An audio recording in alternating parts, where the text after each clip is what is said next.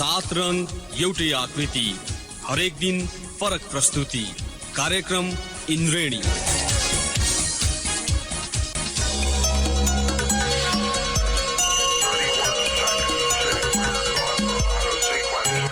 नमस्कार श्रोता, रेडियो कान्तिपुरको नियमित प्रस्तुति इन्द्रेणीमा यहाँलाई स्वागत छ। आज बिहिबार हामी आर्थिक गतिविधि समेटिएको इन्द्रेणी लिएर उपस्थित भएका छौं। सदा चाहिँ आज पनि कार्यक्रममा हामी यो साताभरका प्रमुख आर्थिक समाचार, कृषि सम्बन्धी केही समाचार तथा समसामयिक विषयमा एउटा अन्तर्वार्ता प्रस्तुत गर्नेछौं। कार्यक्रम सुरु गरौं साताभरका प्रमुख आर्थिक समाचारबाट।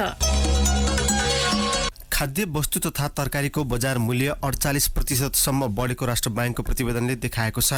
गत वर्षको पुससम्ममा 8.31% घटेको तरकारीको मूल्य वृद्धि दर चालु आर्थिक वर्षको 6 महिनामा भने 48.24%सम्मले बढेको हो। यस अवधिमा खाद्य तथा पेय पदार्थ समूहमा रहेका अन्य वस्तुको मूल्य पनि बढेको छ। प्रतिवेदन अनुसार गत पुसमा खाद्य तथा पेय पदार्थ समूह अन्तर्गत तरकारी, मसला, दाल, गेडागुडी र फलफुलको मूल्य वृद्धि उच्च देखिएको थियो। मसलाको मूल्य वृद्धि दर 15.06% बढेको छ। अघिल्लो वर्षको पुससम्ममा यस्तो वृद्धि 2.66% मात्रै थियो। दलहन र रक्सीजन्य पेय पदार्थको मूल्य वृद्धि 10% बढेको छ। गत वर्षको पुसमा दलहन वस्तुको मूल्य वृद्धि 6.04% घटेको थियो भने रक्सीजन्य पेयमा करिब 12% बढेको थियो। यो वर्ष समग्र मूल्य वृद्धि 6.82% पुगेको छ। गत वर्ष सोही अवधिमा वृद्धि दर 4.58% थियो। आर्थिक वर्षको 5 महिना बाँकी छँदै काठमाडौँ तराई मधेस द्रुत मार्गको पुरै बजेट खर्च गर्न नसकिने रक्षा मन्त्रालयले जनाएको छ। अन्य गौरवका आयोजनाको तुलनामा बढी प्रगति भइरहेको यो आयोजनाका लागि छुट्याएको 15 अर्ब रुपैयाँ मध्ये 7 अर्ब मात्र खर्च गर्न सकिने मन्त्रालयका सचिव रेशमीराज पाण्डेले बताउनुभयो। उहाँले भन्नुभयो, अघिल्लो आर्थिक वर्षमा 15 अर्ब रुपैयाँ बजेट विनियोजन भएकोमा 5 अर्ब मात्र खर्च भएको थियो। यस वर्ष पनि 15 अर्ब 72 लाख मध्ये 7 अर्ब 20 करोड रुपैयाँ मात्र खर्च हुने देखिन्छ। बाँकी रकम सरेन्डर गरिने उहाँको भनाइ थियो। उहाँले भन्नुभयो, कुल रकमको 50% मात्र खर्च गर्न सक्ने स्थिति छ। त्यही अनुसार अर्थ मन्त्रालयलाई पत्रचार गर्दैछौँ। डिपिआर स्वीकृत हुन ढिलाइ हुँदा समस्या भएको उहाँले बताउनुभयो। रकम खर्च कम भएको देखिनु स्वाभाविक रहेको निर्देशक समितिका अध्यक्ष एवं रथी शरद गिरीको भनाइ छ। उहाँले भन्नुभयो, गत वर्ष डिपिआर माघमै बनाइसक्ने थियौं, चैतमा पास हुन्छ भन्ने थियो। त्यही अनुसार अर्को वर्षको योजना बनायौं, तर डिपिआर भदौमा मात्र पास भयो। कन्सल्टेन्ट आउन पनि समय लाग्यो, त्यही भएर खर्च कम भएको हो। नेपालमा हवाई सेवा सञ्चालन गर्न एयरलाइन्स कम्पनीसँग कम्तीमा 3वटा जहाज अनिवार्य हुनुपर्ने प्रस्ताव गरिएको छ। संस्कृति, पर्यटन तथा नागरिक उड्डयन मन्त्रालयले हिजो सार्वजनिक गरेको हवाई नीतिको मस्यौदामा सो व्यवस्था प्रस्ताव गरिएको हो। नागरिक उड्डयन प्राधिकरणको मौजुदात इजाजत सम्बन्धी कार्यविधिले एउटा जहाज ल्याएर एयरलाइन्स स्थापना गर्न छुट दिएको छ। एउटा मात्रै जहाज ल्याएर कम्पनीको सेवा सुरक्षित, नियमित र किफायती नहुने भएकाले यस्तो प्रावधान ल्याइएको प्रस्तावित हवाई नीति मस्यौदाका संयोजक पूर्व सचिव योगी प्रसाद गौतम बताउनुभयो। उहाँको नेतृत्वमा संस्कृति, पर्यटन तथा नागरिक उड्डयन मन्त्रालयले गठन गरेको हवाई नीति मस्यौदा समितिले हिजो मन्त्री योगेश भट्टराईलाई यसबारेको प्रस्तावित नीति पत्र बुझाएको छ। नीतिमा अन्तर्राष्ट्रिय तथा आन्तरिक वायुसेवा संस्था सञ्चालन गर्न 3वटा जहाज सधैँ सञ्चालनमा रहेको हुनुपर्ने उल्लेख छ। सांसदहरूले राष्ट्रिय गौरवका आयोजनाको संख्या घटाउनु पर्नेमा जोड दिएका छन्। गौरवका आयोजना धेरै भएको, तिनको कार्यान्वयन हुन नसकेको लगायत कारणले संख्या घटाई चुस्त कार्यान्वयन गर्नुपर्ने उनीहरूको धारणा छ। हिजो संसदको अर्थ समितिमा सहभागी सांसदले मुलुकका लागि गेम चेन्जर आयोजनालाई मात्र राष्ट्रिय गौरवको आयोजनाका रूपमा सूचीमा राख्नुपर्ने उल्लेख गरेका थिए। पूर्व अर्थमन्त्री सुरेन्द्र पाण्डेले भन्नुभयो, म 22वटा गौरवका आयोजना हुनु हुँदैन भन्ने पक्षमा छु। यी मध्ये 4-5 वटालाई मात्र छानौं, अरूलाई सामान्य परियोजनामा कन्भर्ट गरौं। छानिएका आयोजनामा छोटो बाटोबाट अघि बढ्न सकिने उहाँको भनाइ छ। उहाँले भन्नुभयो, गौरवका आयोजनाको प्रगति हेर्दा धेरै कमजोर छ। अहिले पनि त्यति धेरै सुधार हुने स्थिति छैन। पोखरा क्षेत्रीय अन्तर्राष्ट्रिय विमानस्थल र गौतम बुद्ध अन्तर्राष्ट्रिय विमानस्थलको प्रगति पहिलेदेखि राम्रो रहेकाले केही चाँडो पूरा होला कि भन्ने आशा रहेको उहाँले बताउनुभयो। गौरवका आयोजनालाई पहिलो प्राथमिकता दिएर अघि बढ्नुपर्नेमा पूर्व प्रधानमन्त्री डाक्टर बाबुराम भट्टराई पनि सहमत हुनुहुन्छ। उहाँले भन्नुभयो, गौरवका आयोजनालाई मेरै पालामा जोड दिएर अघि बढेका हौं, तर यसबारे बुझाइ राम्रो भएन। आयोजना प्रमुख पटक पटक परिवर्तन गरिरहँदा समस्या भयो। आयोजनामा लाग्ने बजेटको सुनिश्चितता पनि हुनुपर्ने उहाँको भनाइ छ। अन्यत्रको बजेट कटाएर भए पनि गौरवका आयोजना बनाउनु पर्नेमा भट्टराईले सुझाव दिनुभयो। सांसद रामकुमारी झाँक्रीले गौरवका आयोजनामा मेट्रो र मोनोरेल राख्न नहुने धारणा राख्नुभयो। नेपाल टेलिकमले 1 वर्षभित्र काम सक्ने गरी अघिल्लो वर्षदेखि 4G विस्तार सुरु गरे पनि 60% मात्रै काम सकिएको छ। टेलिकमले देशभर 4G विस्तार गर्ने गरी गत वर्ष पुस 20 गते ठेक्का सम्झौता गरेको थियो। सम्झौतामा 2076 फागुन मसान्तसम्ममा काम सक्ने शर्त तोकिए पनि हालसम्म 60% मात्रै काम सकिएको छ। 3643 वटा टावरमा 4G विस्तार गर्नुपर्नेमा करिब 2100 टावरमा काम भएको टेलिकमका प्रवक्ता कृष्ण भण्डारीले जानकारी दिनुभयो। प्रधानमन्त्री केपी शर्मा ओलीले शनिबार संसदमा 2 वर्षमा सरकारको उपलब्धिबारे जानकारी गराउँदै सबै जिल्लामा 4G पुगिसकेको बताउनु भएको थियो। तर सबै जिल्लामा पुर्याउने नाउँमा सीमित स्थानको टावरमा मात्रै काम सम्पन्न भएको टेलिकम स्रोतले जानकारी दिएको छ। भण्डारीका अनुसार 640 नयाँ टावर बनाउनु पर्नेछ। नयाँ टावर बनाउने मध्ये 250 टावर खडा भएको, बाँकी टावर निर्माणको विभिन्न चरणमा रहेको उहाँले बताउनुभयो। जिल्लागत हिसाबले 77 वटै जिल्लामा 4G पुगे पनि काम सकिन भने अझै समय लाग्ने उहाँको भनाइ छ। सिजिसेल टेक्नोलोजीले पूर्वी युरोपको माल्डोभामा रहेको टेलिकम कम्पनी किन्ने भएको छ। स्विडेनी कम्पनी टेलिया सोनेराको सहायक कम्पनी फिस्टुर होल्डिङले माल्डोभामा सञ्चालन गरिरहेको मोल्टसेल कम्पनी खरिदका लागि गत शुक्रबार सिजिसेलसँग सहमति भएको अन्तर्राष्ट्रिय समाचार संस्थाहरूले जनाएका छन्। सिजी ग्रुप सिजी ग्लोबल कर्पको पूर्ण स्वामित्व रहेको कम्पनी हो। सिजिसेलले $31.5 मिलियन, $3 करोड 15 लाख अमेरिकी डलर, $3.5 अर्ब रुपैयाँमा कम्पनीको पूर्ण स्वामित्व खरिदका लागि सम्झौता भएको समाचारमा उल्लेख छ। टेलिया सोनेराले विज्ञप्ति जारी गर्दै सन् 2020 को पहिलो त्रैमासिक भित्र स्वामित्व हस्तान्तरणको प्रक्रिया सकिने जनाएको छ। सम्झौता अघि सबै कानुनी प्रक्रिया पूरा गरेको विज्ञप्तिमा उल्लेख छ।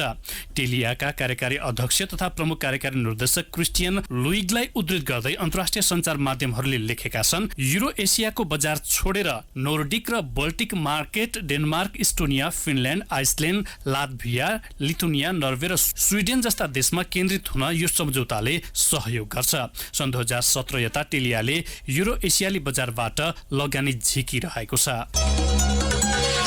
खाद्य अधिकार, खाद्य सुरक्षा, खाद्य सम्प्रभुता सम्बन्धी कामका लागि तीनै तहमा खाद्य परिषद गठन हुनुपर्ने ऐनमा व्यवस्था भए पनि अझै एउटा परिषद गठन हुन सकेको छैन। संविधान प्रदत्त मौलिक हक सम्बन्धी खाद्य अधिकार तथा खाद्य सम्प्रभुता सम्बन्धी ऐन 2075 अनुसार करिब 1.5 वर्ष अघि नै यी परिषद गठन हुनुपर्थ्यो। ऐनले संघीय तहमा राष्ट्रिय खाद्य परिषद, प्रदेशमा प्रदेश खाद्य परिषद र स्थानीय तहमा स्थानीय खाद्य समन्वय समिति गठनको व्यवस्था गरेको छ। यस अनुसार संघमा 1, प्रदेशमा 7 र गाउँपालिकादेखि महानगरपालिकासम्मका 753 स्थानीय तह गरी 761 वटा परिषद गठन गरिने उल्लेख छ। सुन्दै हुनुहुन्थ्यो साताभरका प्रमुख आर्थिक समाचार। कार्यक्रममा अब प्रस्तुत छ कृषि सम्बन्धी केही समाचारहरू। जुम्लाका धेरैजसो किसानले ताजा स्याउसँगै बिरुवा बेचेर उनीहरूले मनग्गे आमदानी गरिरहेका छन्। जुम्लामा उत्पादित बिरुवाको माग जिल्ला बाहिर बढी छ। यस वर्ष जिल्लामा 6 लाख स्याउका बिरुवा उत्पादन भएको कृषि विकास कार्यालयले जनाएको छ। स्थानीय बजारमा बिरुवाको मूल्य 40 रुपैयाँ कायम गरिएको छ। यस वर्ष करिब 2 करोड 40 लाख रुपैयाँका स्याउका बिरुवा बिक्री भइसकेको कृषि कार्यालय प्रमुख बालकराम देवकोटाले बताउनुभयो। उहाँले भन्नुभयो, बढी परिमाणमा स्याउ खेती गर्ने सबै किसानका स्याउ नर्सरी छन्। जिल्लामा करिब 5% मात्रै बिरुवा खपत हुन्छ। 80% उत्पादनको बजार जिल्ला बाहिरै हो। डेलिसियस जातको स्याउका बिरुवाको राष्ट्रिय स्रोत केन्द्रका रूपमा स्थापित गरिएको उहाँले जनाउनुभयो। कार्यालयका अनुसार जिल्लाभरि 110 व्यावसायिक नर्सरी दर्ता भएका छन्। स्याउका बिरुवाको माग बझाङ, बाजुरा, सोलुखुम्बु, रसुवा, डोल्पा, मुगु, हुम्ला, कालीकोट लगायत जिल्लामा बढी छ। जुम्लामा 3100 हेक्टरमा स्याउ खेती गरिएको छ। गत वर्ष 800 हेक्टरमा स्याउ फलेको थियो। जिल्लाका 7 वटै गाउँपालिका र 1 नगरपालिकामा स्याउ फल्ने कृषि विकास कार्यालयले जनाएको छ।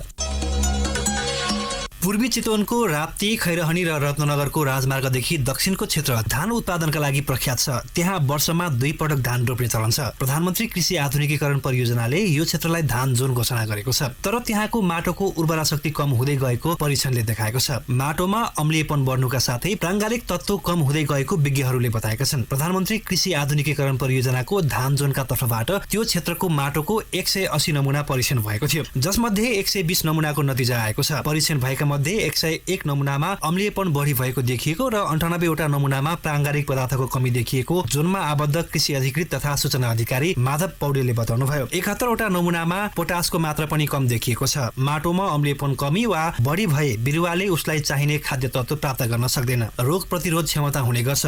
यसको कमी हुँदा बिरुवा बढ्ने र उत्पादन दिने बेलामा अनेक खालका समस्या किसानले बेहोर्नु पर्ने उहाँले बताउनुभयो। बागमती प्रदेश सरकारको हेटौडामा रहेको माटो तथा मल परीक्षण प्रयोगशाला कार्यालयको मोबाइल प्रयोगशालाले स्थलगत रूपमै माटोको परीक्षण गरेको हो। मुगुको छायानाथ रारा नगरपालिका 4 का कृषक यतिखेर स्याउ गोडमेल र काठछाटमा व्यस्त छन्। बोटको कोबिला फलाउने र फुल्ने मौसम सुरु हुन थालेपछि उनीहरूको बारीमै व्यस्तता बढेको हो। बोट वरिपरि झारपात सफा गर्ने र हिउँका डल्ला स्याउका फेदमा राख्ने गर्दा किसानको दिन बारीमै बित्न थालेको छ। मुगुका तालचा, मैतु, झापाघाट, बाम, रोवा, शोभा, सोरुकोट, खमाले लगायत लेकाली बस्तीमा प्रशस्त स्याउ फल्छ। यस वर्ष बाक्लो हिउँ परेकाले स्याउ उत्पादन बढ्ने किसानको अपेक्षा छ। फागुनदेखि स्याउका बोटमा कोपिला फलाउने कृषक बाँचे महतराले बताए। किसानले स्याउका नयाँ बिरुवा रोप्न खाडल खन्ने कामलाई पनि तीव्रता दिएका छन्। माघभरि 2 मिटर गहिराईको खाल्डो खन्ने र फागुनको पहिलो साता बिरुवा रोप्ने किसानको योजना छ। केही किसानले मुगुमै नर्सरी स्थापना गरी बिरुवा उत्पादन थालेका छन्। तालचा, पिना, बाम, मुन्दु लगायत गाउँमा करिब 2 दर्जन स्याउ नर्सरी स्थापना भएपछि बिरुवा खोज्न बाहिर जानुपर्ने बाध्यता हटेको छ। स्थानीय बजारमा 20 रुपैयाँका दरले स्याउका बिरुवा बिक्री भइरहेका छन्। जिल्लाका सबै लेकाली बस्तीमा स्याउ फल्ने गरे पनि बाम, तालचा, मैतु, माथितुम, मुन्दु, खमाले लगायत गाउँलाई स्याउ पकेट क्षेत्रका रूपमा घोषणा गरिएको छ। चालु आर्थिक वर्षको 6 महिनामा रसुवागढी नाका भएर 651 टन ओखर आयात भएको छ। साउनदेखि पुस मसान्तसम्म छोडाएको र बोक्रा सहित गरी 6,51,896 किलो ओखर आयात भएको भन्सार कार्यालयले जानकारी दिएको छ। 5,50,050 किलो छोडाएको र 1,18,046 किलो बोक्रा सहित गरी 6,51,896 किलो ओखर आयात भएको छ। यस अवधिमा रसुवागढी नाकाबाट 18,87,19,394 मूल्य बराबरको ओखर आयात भएको रसुवा भन्सार कार्यालयका प्रमुख भन्सार अधिकृत पुण्य विक्रम खड्काले बताउनुभयो। नेपालमा पर्याप्त मात्रामा ओखर उत्पादन नहुँदा चीनबाट आयात गर्नु परेको उहाँको भनाइ छ। ओखरमा मानिसको शरीरमा आवश्यक fibre, protein, vitamin, magnesium, phosphorus र ओमेगा जस्ता तत्त्व प्राप्त हुन्छन्। नेपालमा चीन, भारत, चिली, अमेरिका र युएईबाट ओखर आयात हुने गरेको छ। नेपालको हिमाली र उच्च लेकाली क्षेत्रमा ओखर उत्पादन हुने गर्छ। साताभरका प्रमुख आर्थिक समाचार तथा कृषि सम्बन्धी केही समाचार हामीले प्रस्तुत गरिसक्यौं। कार्यक्रममा अब भने पालो भएको छ ब्रेकको। ब्रेकपछि हामी युवा उद्यमशीलता सम्बन्धमा नेपाल उद्यमी मञ्चका केन्द्रीय सदस्य एवं कारखानाका प्रमुख कार्यकारी अधिकृत पवित्र गौतमसँग गरिएको कुराकानी लिएर उपस्थित हुनेछौँ। 7 रङ एउटै आकृति, हरेक दिन फरक प्रस्तुति।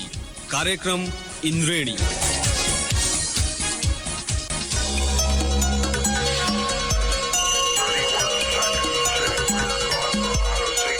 ब्रेकपछि यहाँलाई पुनः स्वागत छ। यहाँहरू सुन्दै हुनुहुन्छ कार्यक्रम इन्द्रेणी अन्तर्गत आज बिहिबार हामी आर्थिक गतिविधि प्रस्तुत गरिरहेका छौँ।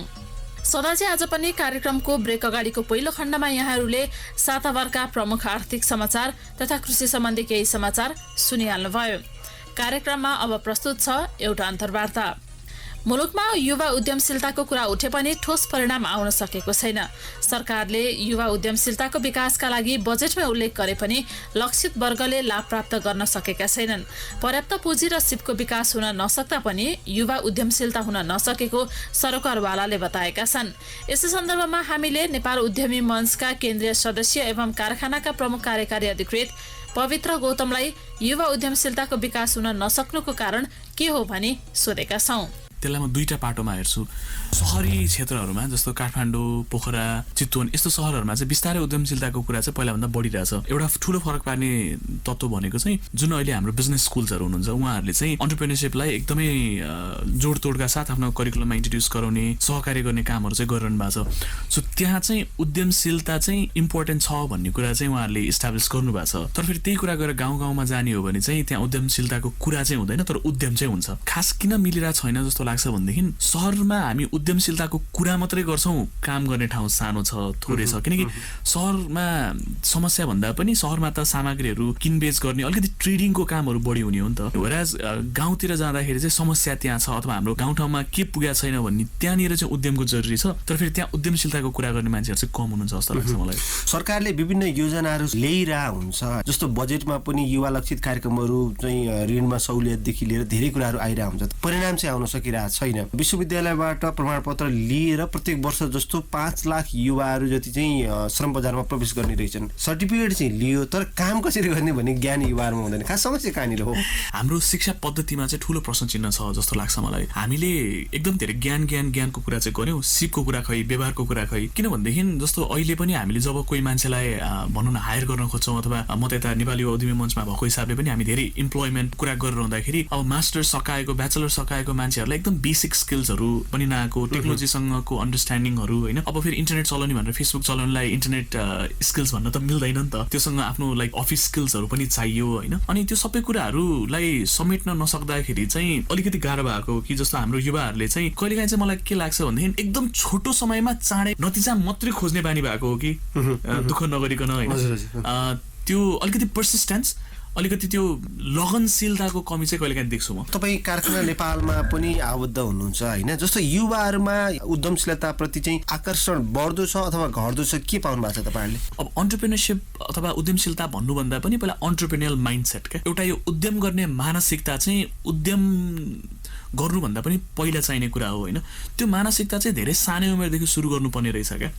अनि त्यो जब हामी को मान्छे सफल छ, को मान्छे सफल उद्यमी भयो भनेर हेर्छौँ भनेदेखि त्यो मान्छेको मानसिकताले गर्दा चाहिँ त्यो मान्छे सफल भएको हुन्छ। भनेको त्यो मान्छेले समस्या पहिचान गर्न सक्ने, समस्या जसलाई परेको छ उसँगको कोअर्डिनेसन राम्रो गर्न सक्ने, उसँग केही सिपहरू जस्तै कम्युनिकेसनको स्किल्सहरू होइन, अलिकति सृजनात्मक स्किल्सहरू, समस्यालाई हेरेर गहन रूपमा सोचेर नतिजा अथवा के अरे समाधान निकाल्न सक्ने व्यवहारहरू होइन, त्यस्तो खालको स्किलहरूलाई चाहिँ समेटेको। अनि मेन कुरा अर्को भनेको चाहिँ अलिकति रिस्क लिन सक्ने, किन जोखिम नउठाइकन नयाँ कुरा त हुँदैन नि त। तर फेरि जोखिम भनेर पहाडमा गएर हाम फाल्ने खालको जोखिम त होइन त, कति जोखिम हुन्छ जुनलाई हामी हिसाब गर्न सक्छौँ। क्यालकुलेटेड रिस्क लिने बानी एकदमै जरुरी हुन्छ उद्यमशीलताको लागि। उद्यमशीलताको लागि मात्र होइन, फेरि यो मानसिकता चाहिँ तपाईँ एउटा जागिरै खाइरहनु पनि किन भएको छैन, त्यहाँ उद्यमशीलताको मानसिकता चाहिन्छ। स्टार्टअप सुरु गर्नलाई मात्र अन्टरप्रेन्योरल माइन्डसेट अथवा अन्टरप्रेन्योरसिप भन्नु चाहिँ हुँदैन जस्तो लाग्छ। किनकि अब अन्टरप्रेन्योरसिप भनेर एउटा सिङ्गो बाँस भएर उभिनु भन्दा एउटा ठुलो पिपलको रुख हुनुभन्दा नराम्रो त होइन नि त। अब नेपालमा हामीले ठुलो बिजनेसहरू इस्टाब्लिस गर्न सक्यो भने त जागिर पाए पनि उद्यम गरे पनि नेपालमा काम पो बढ्नु पर्यो त। तपाईँ एउटा युवा पनि हुनुहुन्छ, नेपाली युवा उद्यमी मञ्च मार्फत तपाईँले विभिन्न युवाहरू मिलेर गतिविधि पनि गरिरहनु भएको छ, कारखाना मार्फत पनि तपाईँले त्यसरी नै काम गरिरहनु भएको छ। एकजना युवा जो व्यवसायमा अथवा उद्यमशीलतामा आउन चाहन्छ त्यस्ता युवालाई तपाईँहरूको साथ समर्थन अथवा प्राविधिक सहयोग यस्तो केही हुन्छ? दुईटा टुक्रामा छुट्याउँ यो कुरालाई होइन। एउटा भनेको कारखानामा चाहिँ हामी धेरै सानो उमेरका विद्यार्थीहरूसँग काम गर्छौँ, त्यो भनेको त 8 देखि 15 वर्षसम्म। अब 8 देखि 15 वर्ष हामी स्कुल गएर अहिलेको समयमा नेपालको 4वटा सहरमा 6000 जना विद्यार्थीहरूसँग काम गर्छौँ होइन। अब त्यसमा चाहिँ हामीले स्टिम एजुकेसन भन्छौँ। विद्यालय उमेरदेखि नै अथवा विद्यालयको एक लेभलको पढाइसकेपछि नै आफूले कस्तो चाहिँ उद्यमशीलताका लागि शिक्षा छान्ने अथवा प्र्याक्टिस वेमा कसरी जान सकिन्छ? एक्ज्याक्टली, मैले त्यही पनि भन्न खोजेँ हजुरको सानो उमेरदेखि चाहिँ उनीहरूलाई अन्टरप्रेन्योरसिप सिकाउँछु म तिमीलाई भन्ने हिसाबले होइन कि म तिमीलाई चाहिँ सिप दिन्छु, जुन सिप चाहिँ भोलिपर्सि उद्यमशीलता अथवामा लागेपछि अथवा उद्यम सुरु गरिसकेपछि काम लाग्ने सिपहरू चाहिँ हामी दिन्छौँ भन्ने हिसाबले चाहिँ सानो उमेरदेखि 8 देखि 15 वर्षको नानी बाबुहरूलाई चाहिँ हामी सिपहरू सिकाउँछौँ। अब कतिपय अवस्थामा स्टिम एजुकेसन भन्छौँ होइन, त्यस्तो खालको प्रक्रियाले के बनाउने खालको शिक्षाहरू चाहिँ दिन्छौँ यता कारखानामा। यता नेपाल युवा उद्यमी मञ्चमा चाहिँ अलिकति आफ्नो कलेज पढाइ अथवा आफ्नो फर्मल एजुकेसन सकाएर म चाहिँ अब केही उद्यमशीलतामा लाग्छु भन्नेकाहरूलाई हामीले विभिन्न प्लेटफर्महरू चाहिँ सुरु गरेका छौँ। जस्तो बुट क्याम्प भन्छौँ। अब त्यो बुट क्याम्प भनेको फेरि हामीले मात्रै होइन, अरूले पनि गर्नुहुन्छ आजकल चाहिँ धेरैजनाले। आफ्नो आइडियालाई लिएर आउनु, एउटा बिजनेस मोडल बनाएर लिएर जानु अथवा एउटा समस्यालाई लिएर आउनु, त्यसलाई समाधान गरेर एउटा उद्यम को आइडिया सिर्जना गरौँ भन्ने खालको 1-2 दिने बुट क्याम्पहरू पनि अर्गनाइज हुन्छ, जसबाट मैले धेरैजना पहिला अब यो 3-4 वर्ष हुन थाल्यो सुरु भएको होइन, धेरैजना साथीहरूले चाहिँ त्यसबाट उद्यमशीलता सुरु गर्नु भएको कथाहरू पनि छन्। तर फेरि त्यो चाहिँ अहिले काठमाडौँमा मात्र होइन, काठमाडौँ लगायत अरू सहरमा पनि हुन सुरु गरेको छ। त्यसैले गर्दा अब कसैले चाहिँ उद्यमशीलता सुरु गर्नुभयो सुरुको दिनहरूमा साह्रै गाह्रो हुन्छ क्या। किनभनेदेखि अब कति कुरा अब हामीलाई थाहा हुँदैन, अब हाम्रो बानी पनि हुँदैन रिसर्च गर्ने होइन। जस्तो अब लिगल कुराहरू थाहा हुँदैन हामीलाई होइन, कानुनी रूपमा हामी सबल हुँदैन एउटा उद्यम सुरु गर्नलाई। हामीलाई कति कुराहरू अब चलन चल्तीको कुरा थाहा हुँदैन, पढेको कुरा जसरी काम हुँदैन नि त। व्यावहारिक ज्ञान त एकदम अर्कै फरक हुन्छ। त्यस्तो बेलामा आफूलाई अलिकति मेन्टरको अलिकति त्यो बेलामा त गुरुको जरुरी पर्छ होइन। अनि त्यो खालको कल्चर चाहिँ अब हामीले एजुकेसन भन्ने बित्तिकै मैले अब एक्जाम दिएँ पास गरेँ सक्यो खालको एजुकेसनलाई चाहिँ एजुकेसन मान्छौँ। जब उद्यमशीलतामा लागिन्छ शिक्षा त तब सुरु हुन्छ क्या, त्यसपछि अरू गुरु चाहिन्छ होइन। युवा उद्यमशीलतामा आउन चाहनेहरूलाई तपाईँहरूले के होइन पक्कै पनि जस्तो अब मेन कुरा चाहिँ सिधै आएर ल मलाई साथ दिनु पर्यो भन्ने हिसाबले पनि सुरुमा त आफूले पनि त केही प्रुफ त गर्नु पर्यो नि। अब अब कहिलेकाहीँ के डर लाग्छ भनेदेखि नि कोही साथीहरू आउनुहुन्छ म उद्यम सुरु गर्न चाहन्छु म उद्यमशीलतामा लाग्न चाहन्छु भनेर काम गर्न सुरु गर्नुहुन्छ 1.5 महिना काम गरेर अल्छी मानेर गाह्रो मानेर छोडिदिनुहुन्छ क्या जबसम्म त्यो अलिकति दृढता हुँदैन केही चिज गर्नलाई हामी सहयोग गर्ने मान्छेलाई पनि झ्याउ लाग्छ क्या होइन कोही मान्छे चाहिँ भनौँ न अब कोही कतिजना साथीहरू छन् जो 1-2 वर्षदेखि डटेर लागेका छन् होइन उनीहरूलाई त सहयोग गर्न पनि भन्नु पनि पर्दैन हामी खोजी जान्छौँ क्या के भइरहेछ कस्तो सहयोग चाहिने हो होइन अनि त्यो चाहिँ अलिकति आफ्नो व्यवहारमा पनि फरक चाहिँ पर्छ है आफू चाहिँ अगाडिपट्टि मेहनत नगरिकन अरूको सहयोग माग्ने मेन्टालिटी चाहिँ हाम्रो एजुकेसन सिस्टमले बिल्ड गरे हो होइन त्यही कुरा युज गरेर चाहिँ उद्यमशीलतामा लाग्छु भन्नु चाहिँ गाह्रै पर्छ चुनौती चाहिँ के छ खास युवाहरूलाई उद्यमशीलतामा लाग्नु 2-3 थरीकै चुनौती छन् होइन अब एउटा भनेको त आजसम्म पनि हामीले अब access to capital access to finance अब पुँजीको समस्या आफ्नै ठाउँमा छ होइन अर्को समस्या भनेको पोलिसी लेभलमै पनि समस्या छ अहिलेसम्म हामी वान डोर पोलिसीको कुरा गर्छौँ केही त्यसलाई रियलाइज अहिलेसम्म पनि गर्न सकेका छैन अब हामी पोलिसीहरू चाहिँ बनायौँ त्यो पोलिसीलाई कानुनको रूपमा र एउटा प्रक्रियागत रूपमा ल्याउनको लागि होमवर्क जुन हिसाबले गर्नुपर्ने हो सरकारको तौरबाट पनि स्थानीय निकायको तौरबाट पनि र नागरिक समाजको तौरबाट पनि त्यो प्रपर कोअर्डिनेसन नभएको कि भन्ने पनि फिल हुन्छ कहिलेकाहीँ चाहिँ र अर्को कुरा यो पोलिसी बनाउने बेलामा पनि त्यो पोलिसीले इम्प्याक्ट गर्ने मान्छेको भ्युजहरू असर गर्ने मान्छेहरूको त्यो विचारहरू कतिको समेटियो त्यो नीतिगत कुराहरूमा भन्ने सरकारवालाहरूको पनि भन्ने चाहिँ पनि समस्या छ सरकारले भन्ने बित्तिकै आज गरेर भोलि सबै कुरा परिवर्तन गर्न सकिँदैन त्यसमा हाम्रो पनि सहयोगहरू चाहिँ चाहिन्छ अनि हामी पनि कहिलेकाहीँ चाहिँ इम्पेसेन्ट भएको हो कि फेरि त्यो भन्दैमा आँखा चिम्लेर बस्नु पनि भएन कराउनु चाहिँ पर्यो सम्झाउनु चाहिँ पर्यो लाग्नु चाहिँ पर्यो तर सँगसँगै अलिकति पेसेन्स पनि त हुनु पर्यो सुन्दै हुनुहुन्थ्यो नेपाल उद्यमी मञ्चका केन्द्रीय सदस्य पवित्र गौतमसँग गरिएको यो कुराकानी हवस् त श्रोता यिनै प्रसङ्गसहित आर्थिक गतिविधि समेटिएको इन्द्रणी आजलाई यति नै फरक विषयवस्तु सहितको इन्द्रणी लिएर भोलि पुनः उपस्थित हुने नै छौँ तबसम्म न्युज डेस्कका सम्पूर्ण सहकर्मी सहित अनिल र म प्रतीक्षा बिदा हुन्छौँ नमस्कार शुभरात्रि